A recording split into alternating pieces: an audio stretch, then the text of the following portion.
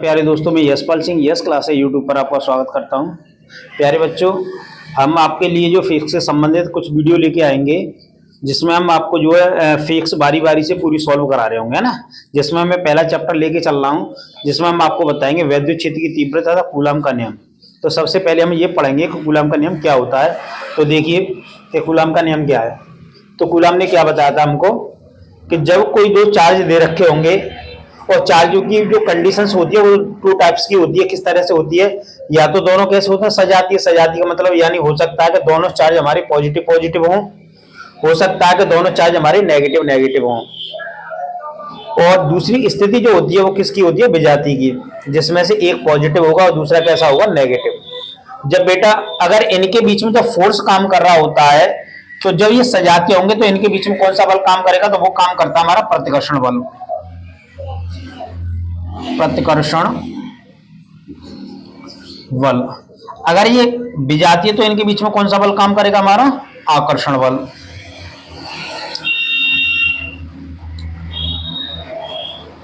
अब बेटा तो उन्होंने हमको क्या बताया था? तो उन्होंने ये बताया था किन्हीं तो विजातीय अथवा किन्हीं तो सजातीय आवेशों के मध्य कार्य करने वाला आकर्षण अथवा प्रतिकर्षण वैद्युत बल उन दोनों आवेशों के गुणनफल के अनुक्रमानुपाती होता है। अर्थात F is proportional to Q1 into Q2 तथा उन दोनों आवेशों के बीच की दूरी के वर्ग के व्युत्क्रमानुपाती होता है। अर्थात F is proportional to 1/r²। तो उन्होंने क्या बताया था भाई कि जो फोर्स होता है वो दोनों चार्जों के कैसा होता है? उनका जो प्रोडक्ट होता है उसके डायरेक्टली प्रोपोर्शनल होता है और जो बीच की जो डिस्टेंस होती है उसके वर्ग के कैसा होता है? रेसिप्रोकल होता है, उसके व्युत्क्रमानुपाती होता है। अगर बेटा हम इन दोनों नियमों को अगर मिला दें तो हमें क्या मिल जाएगा कि F is proportional to Q1 Q2/r²। जब हम समानुपाती के चिन्ह हटाएंगे तो कोई ना कोई कांस्टेंट लगाएंगे। तो कांस्टेंट की यहाँ वैल्यू रख दे रहे हैं 1/4πε0 Q1 Q2/r²। और ये क्या हो जाएगा बेटा? हमारा फॉर्मूला। और इसे क्या लिख देंगे? यही कूलम का नियम है। यही कूलम का नियम है। अगर बेटा हम यहाँ पे बताना चाहेंगे कि ε0 क्या है तो इसे बोलते हैं हम निर्वात की वैद्युतशीलता। इसका एक खुद की एक वैल्यू होती है जिसका मान 8.85 × 10⁻⁻12। अगर इसके यूनिट के बारे में बात करेंगे तो इसका यूनिट क्या बन जाएगा? कूलम स्क्वायर प्रति न्यूटन इंटू मीटर स्क्वायर। तो बेटा यही क्या होगा? हमारा कूलम का नियम। बेटा नेक्स्ट हमारा टॉपिक है क्या है? बिंदु आवेश के कारण वैद्युत क्षेत्र की तीव्रता ज्ञात करना। ठीक है ना। तो बिंदु आवेश के कारण वैद्युत क्षेत्र की तीव्रता के लिए हमें व्यंजक निकाल के जाना है बेटा। तो सपोज मैंने ये डायग्राम बना रखा है। हमने दो धन परीक्षण आवेश ले रखे हैं, एक तो Q और दूसरा Q0। इनके बीच की जो डिस्टेंस है उसको हमने क्या माना है? R। तो इनके जो वैद्युत क्षेत्र की जो ई की जो डायरेक्शन होगी, जो दोनों चार्ज कैसे पॉजिटिव है तो कहाँ होगी? इसके बाहर की तरफ। अगर इसमें से ये नेगेटिव होता तो इसकी दिशा किधर हो जाती? इधर, है ना, नेगेटिव चार्ज की तरफ। ठीक है बेटा। तो हम इसके बारे में क्या लिखेंगे कि माना दो धन परीक्षण आवेश Q और Q0 परस्पर एक दूसरे से स्मॉल r दूरी पर स्थित है, तब इनके बीच में कार्य करने वाला वैद्युत बल यदि F हो तो कूलम के नियम से। तो कूलम का नियम अभी हमने पढ़ रखा था।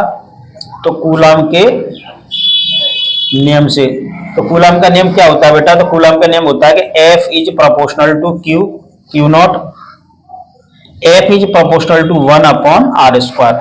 अगर हम दोनों नियमों को लगा देंगे बेटा तो F is proportional to Q0/r²। जब प्रोपोर्शनल का चिन्ह हटाएंगे तो कांस्टेंट कर दें। कांस्टेंट की यहाँ सीधी वैल्यू रख देते हैं तो Q0/r²। तो बेटा हम डायरेक्टली इसे लिख सकते थे। इसको मैंने क्या दे दिया? Equation number first. अब यहाँ पे लिख देंगे वैद्युत क्षेत्र की तीव्रता की परिभाषा से। वैद्युत क्षेत्र की तीव्रता की परिभाषा से।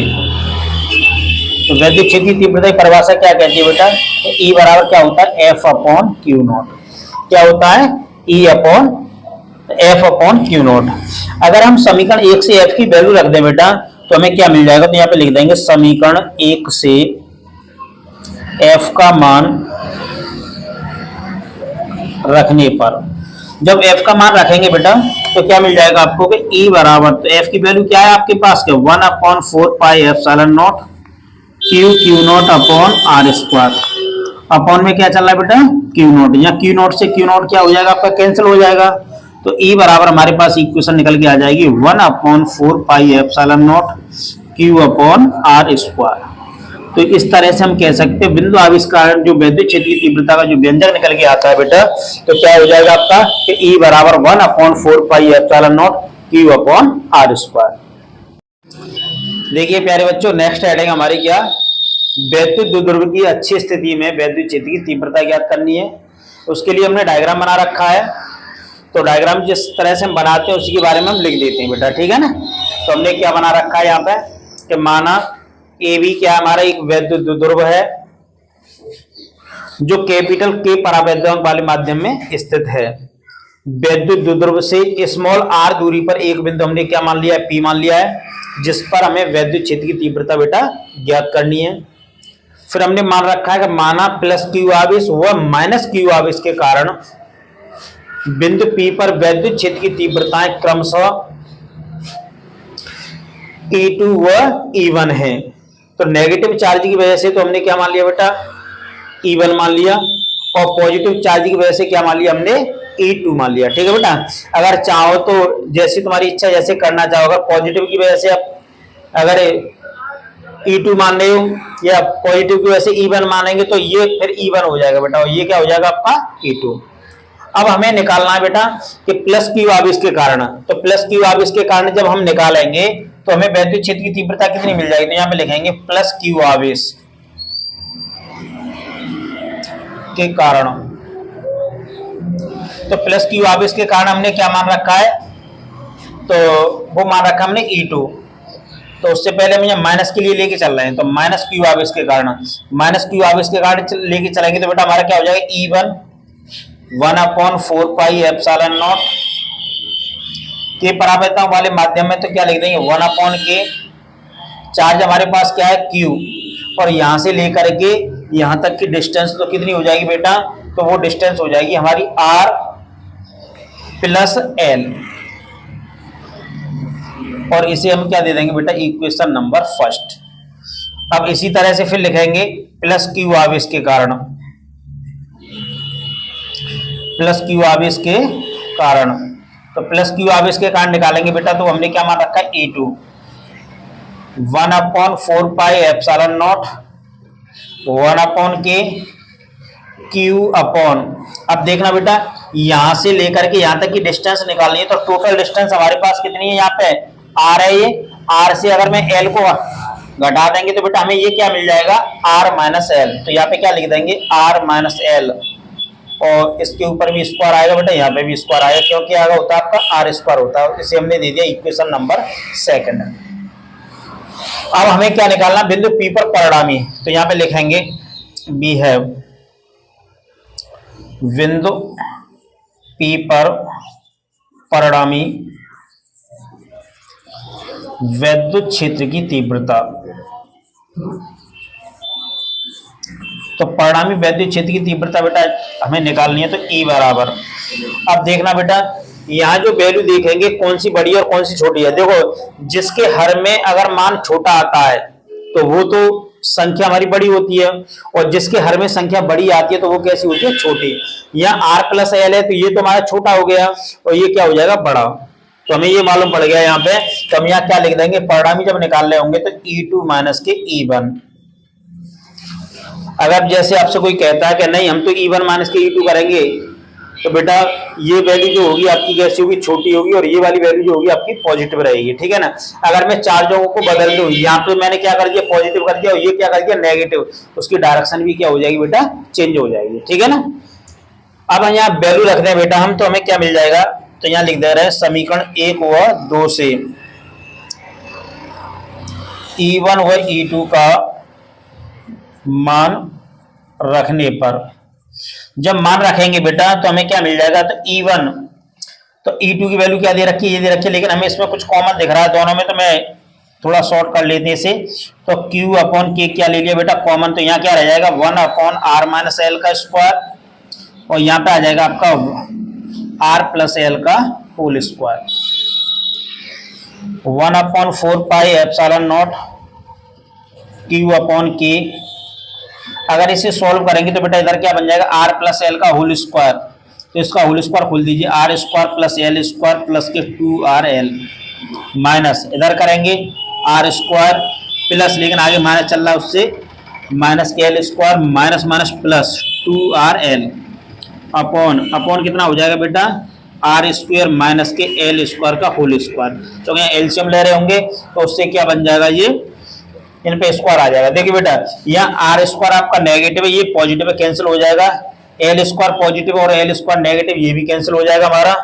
तो हमें क्या इक्वेशन मिल जाएगी उसके बाद, तो यहाँ मिल जाएगा बेटा हमें कि ई बराबर 1/4 pi epsilon naught Q upon K into 4rl upon r square minus K L square का होल स्क्वायर। अब थोड़ा सा और सिस्टम से लिख लें बेटा, ई बराबर 1/4 pi epsilon not into 1/k into Q into 2l मैंने बेटा अलग लिख दिया और 2r को मैंने अलग लिख दिया upon r square minus K L square का होल स्क्वायर। देखिए ये आप डेफिनेशन से जानते हो ये कि Q इंटू 2L किसके इक्वल होता है, तो यहाँ लिख सकते हैं we have P equal to क्या होता है बेटा Q इंटू 2L। अभी हमने पढ़ा था वैद्युत ध्रुव आघूर्ण, तो वैद्युत ध्रुव आघूर्ण क्या होता है, तो वैद्युत ध्रुव आघूर्ण होता था Q इंटू 2L के इक्वल होता था। तो Q इंटू 2L की जगह पर क्या लिख सकते हैं हम P। तो हमें यहाँ इक्वेशन क्या मिल जाएगी कि E बराबर 1/4 pi epsilon naught 1/k 2pr upon r square minus K L square का होल स्क्वायर। देखो बेटा फिर नेक्स्ट हम क्या करेंगे इसमें, ये जो कंडीशन है फिर हमने यहाँ कंडीशन लगा दी is that L square is very very less than R square, तब यानी आर स्क्वायर की तुलना में एल स्क्वायर कैसा बहुत ज्यादा छोटा है, तो एल को हम नगण्य के इक्वल मान लेंगे। तो ई बराबर 1/4 pi epsilon naught 1/k 2pr upon, यह क्या हो जाएगा जब l की वैल्यू 0 हो जाएगी तो केवल आर स्क्वायर बचा, आर स्क्वायर का स्क्वायर करेंगे तो r की पावर 4, इससे यह पावर कितनी रह जाएगी बेटा आपकी 3। तो e बराबर 1/4 pi epsilon naught 1/k 2p upon r Q. तो इस तरह से हमारा फॉर्मूला निकल के आएगा। वो कौन सी कंडीशंस में निकल के आ रहा है बेटा, वैद्युत ध्रुव की अच्छी स्थिति में जो फॉर्मूला होता है वैद्युत क्षेत्रीय तीव्रता का, तो वो क्या होता है कि E बराबर 1/4 pi epsilon naught 1/k 2p upon r Q. तो ये इसका फॉर्मूला निकल के आ जाएगा बेटा, है ना। अगर आपको मेरी वीडियो पसंद आती है तो मेरे चैनल को सब्सक्राइब करें, बेल आइकन करें, अपने साथियों को शेयर करें जिससे उन्हें नेक्स्ट वीडियो का नोटिफिकेशन मिल सके। Thank you.